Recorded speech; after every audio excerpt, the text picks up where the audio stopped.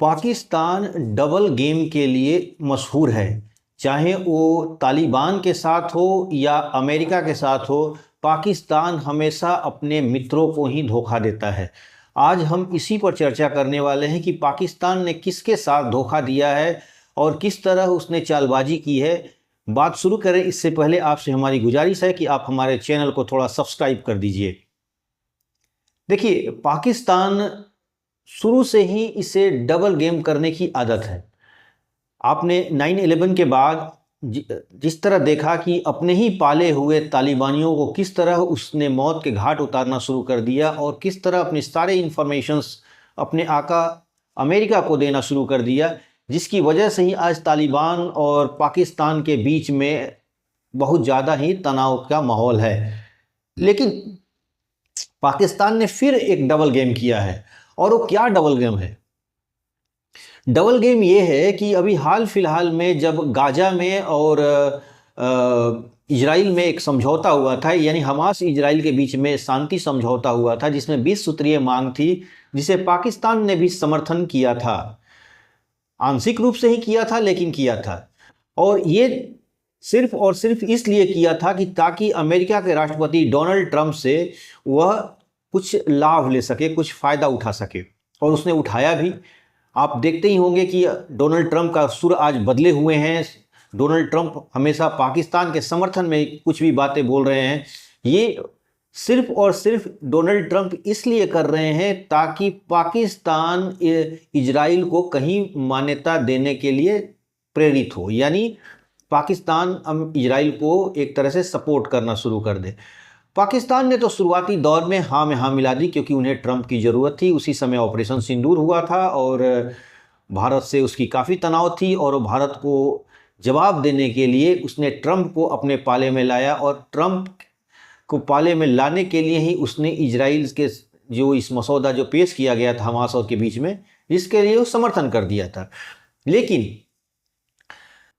सच तो यही है कि जो हमेशा आतंकवाद को पाला हो, जो हमेशा खून खराबा करने में भरोसा रखा हो, वो शांति समझौता कैसे कर सकता है और शांति का साथ कैसे दे सकता है?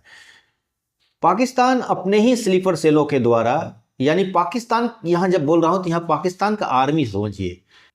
पाकिस्तान, ये बड़ा बताना मुश्किल हो जाता है कि सरकार किसकी चल रही है। आमतौर पर हम देखते हैं कि कोई भी प्रेसिडेंट जो होता है, जिनके पत्नी होती हैं, वो अपने पत्नियों के साथ किसी डेलीगेशन के साथ में अपनी पत्नी को लेकर जाता है। लेकिन आप देखते होंगे कि पाकिस्तान एक ऐसा देश है कि उसके आर्मी चीफ उसके साथ प्रधानमंत्री के साथ नज़र आते हैं। मतलब आप समझ सकते हैं कि वो वहाँ पर किस तरह आर्मी का दबदबा है अपना, और दुनिया भी पता नहीं कैसे उनको इतना ज़्यादा एंटरटेन करती है, वो समझ में नहीं आता है। तो अमेरिका के दबाव में, यानी ट्रंप के दबाव में, उसने तो इस प्रस्ताव को मंजूरी दे दी। लेकिन जो मैंने बताया कि जो हमेशा खून खराबा में भरोसा किया हो, शांति कैसे मान सकता हो? अब उसे इस बात को, क्योंकि पाकिस्तान जिंदा ही है सिर्फ आतंकियों के फंडिंग से। उनका एक इकोनॉमी चलती है जिसमें आतंक फैलाने के लिए दान के रूप में पैसे लिए जाते हैं, जक़ात के रूप में लिए जाते हैं। जक़ात कहना मैं यहाँ ठीक नहीं समझा, ये धार्मिक टर्म है, लेकिन ये मान के चलिए कि वो अलग अलग चैनल से पैसे जुगाड़ते हैं सिर्फ आतंकवाद के लिए। जक़ात इसमें मत जोड़िएगा, क्योंकि जक़ात दूसरी चीज़ हो जाती है और धार्मिक चीज़ हो जाती है। यहाँ पर धार्मिक नहीं है, इसमें इस्लाम का कोई दोष नहीं है।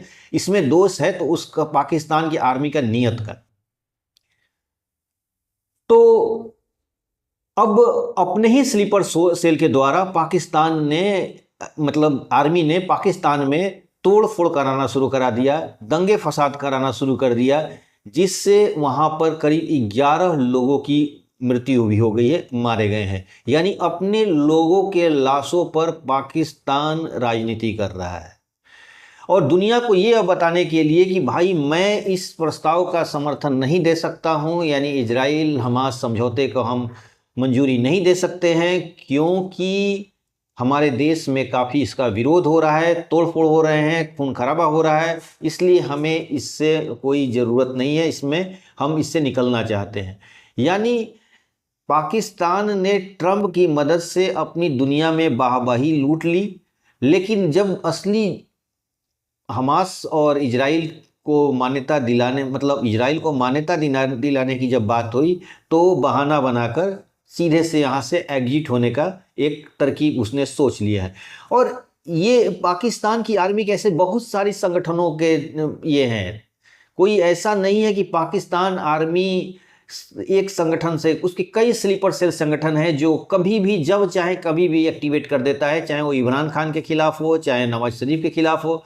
आर्मी वहाँ पर किसी को भी, जो भी सत्ता में है, अगर उसे लगा कि ये हमारे सत्ता के लिए, हमारे एक तरह से मन मुताबिक नहीं काम कर रहे हैं, तो किसी को भी वो एक चुटकियों में हटा सकती है और हटा भी देती है।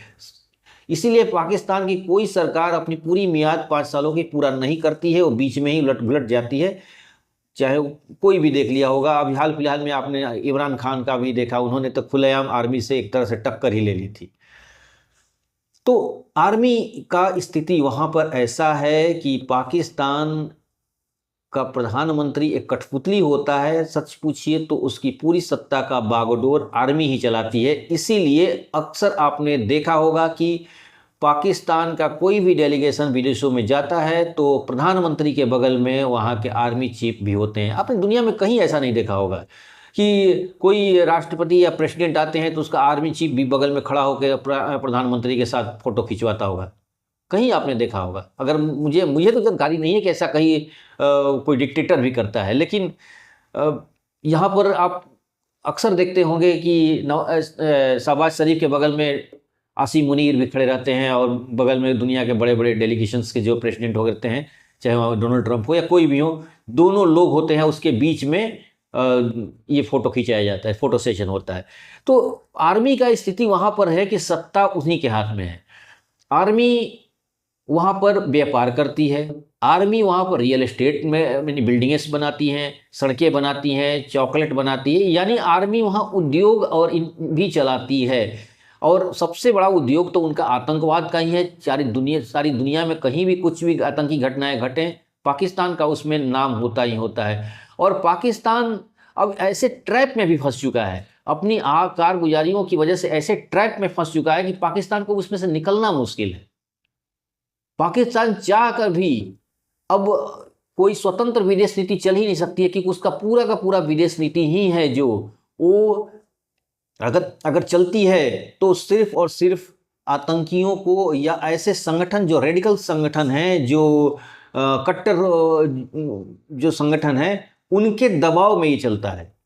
यानी सारे हम पाकिस्तान की पॉलिसी में उन तथ्यों का, जो इस्लामिक कट्टरवादी संस्थान हैं या गुट है या लीडर्स हैं, उनके दबाव में सारे डिसीजन लिए जाते हैं और पाकिस्तान की आर्मी का उनका बैक सपोर्ट भी होता है।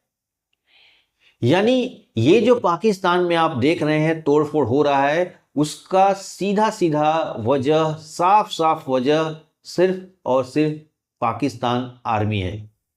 तो आज के अंक में बस इतना ही। नए के साथ फिर आपसे मुलाकात होगी। आपसे हमारी गुजारिश है कि आप हमारे चैनल को थोड़ा सब्सक्राइब कर दीजिए, लाइक कीजिए और शेयर जरूर करिएगा। धन्यवाद।